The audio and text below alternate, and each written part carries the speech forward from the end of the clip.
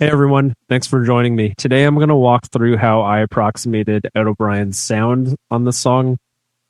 So the first thing is during the time of this recording, Ed O'Brien outfitted his Fender Stratocaster with what's called a Fernandez sustainer system into one of his pickups on his guitar.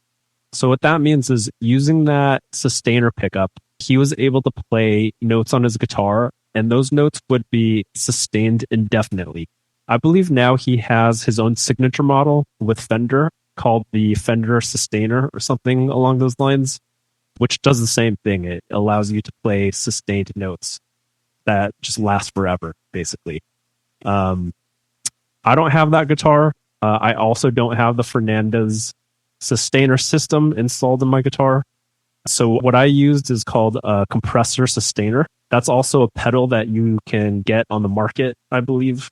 What I'm using is a multi-effects pedal that I got way back in the day. It's called the Boss ME50. And as you could see here, there's a compressor section with two knobs, a sustain knob and a level knob. And I just have the sustain knob turned all the way up. So when I play a note, it just sustains longer than it usually would. So it sounds like this.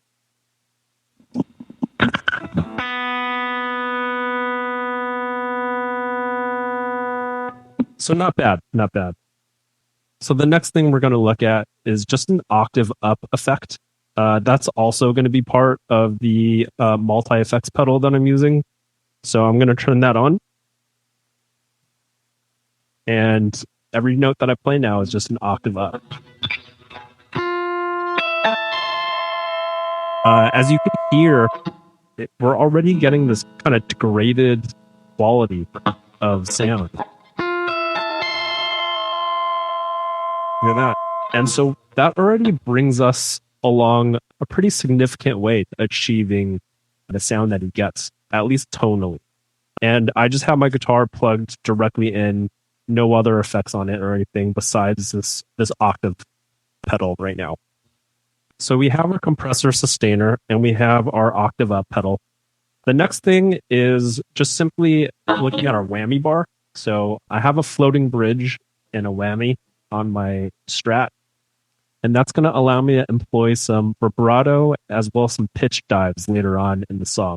So let me demonstrate what that does real quick. A lot of you guys probably already know this, but as I play, that's a vibrato.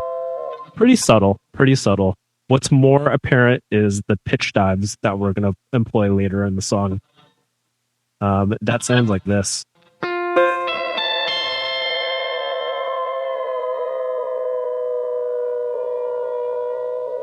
Yeah, so that'll be used in the song. So next in the chain is delay. For my delay, I'm using a plugin called Echo Boy Jr. Now, if plugins are not your preference and you want to use pedals, that's totally fine. You're just going to use the delay pedal. Let's take a look at my setup. So as you can see, I have my delay set to 16th notes, which is rhythmically what I hear in the song.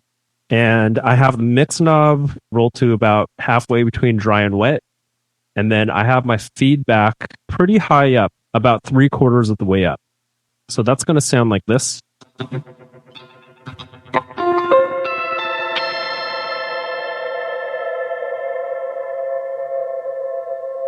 Which is pretty good. We're getting the smearing-like quality to the tail end of our notes. Oh, by the way, Echo Boy Jr. has these different modes, and as you can see, mine is set to what's called the memory mode. So, to my understanding, the memory mode emulates the Electro Harmonix Memory Man delay pedal, which I believe Ed O'Brien owns. So that's just like a subtle tonal difference between these modes. It's not necessary. So if you don't own the Electro Harmonix Memory Man or Echo Boy Jr., don't worry. Your delay pedal or whatever you're using, totally fine. Next up in the chain is going to be the tremolator. So when you listen to his guitar effect in the song, you can kind of hear his audio coming in and out at a rhythmic pace, also set to 16th notes. Let's take a look at the tremolator. I'm also using a tremolator plugin from Sound Toys.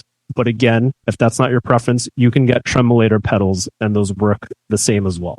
So the tremolator, nothing too crazy here. I have my depth of the tremolator effect turned all the way up. I have it set to 16th notes. And let's take a listen to what that sounds like in the mix.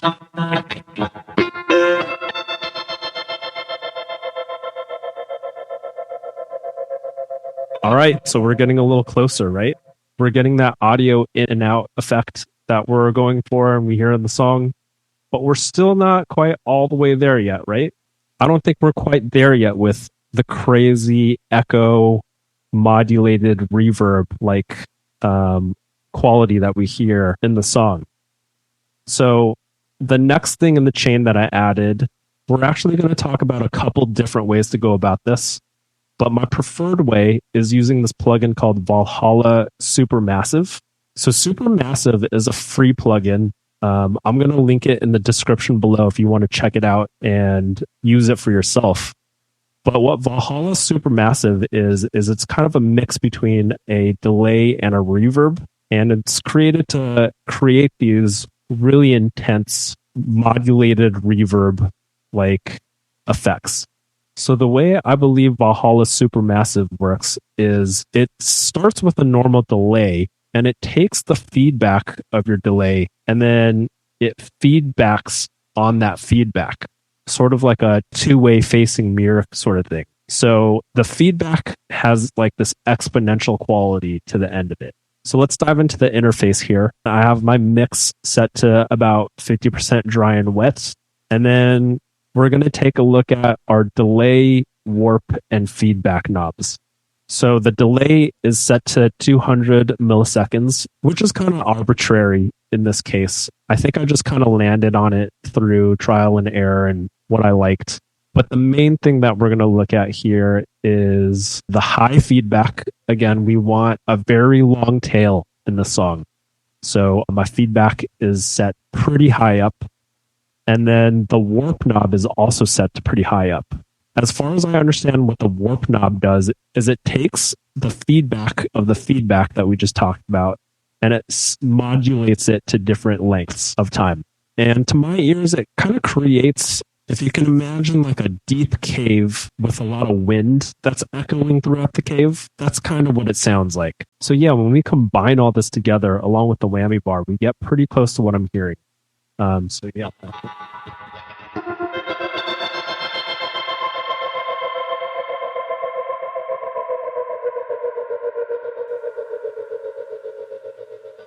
Pretty cool, right? Another way you can achieve this last part, if you don't want to use Supermassive, is just with the normal reverb. Again, I'm just going to look at a normal reverb plugin, but this applies to reverb pedals pretty universally. The main factors here are the size and the decay knobs. I have my size set to 100%, which emulates like a huge room. And then the decay is set to like 24 seconds, which is a crazy long tail. That's 24 seconds of time after you play your note it's going to ring out for. And that's going to approximate this intense reverb. So here's what that sounds like.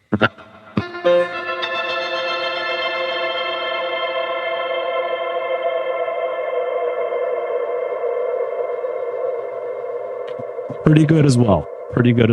So yeah, that's everything that I used to get to his sound. Again, I just had my guitar plugged directly in. I didn't even go through an amp or anything like that, just directly in with these effects. So again, thanks for watching and I'll catch up with you guys again next time.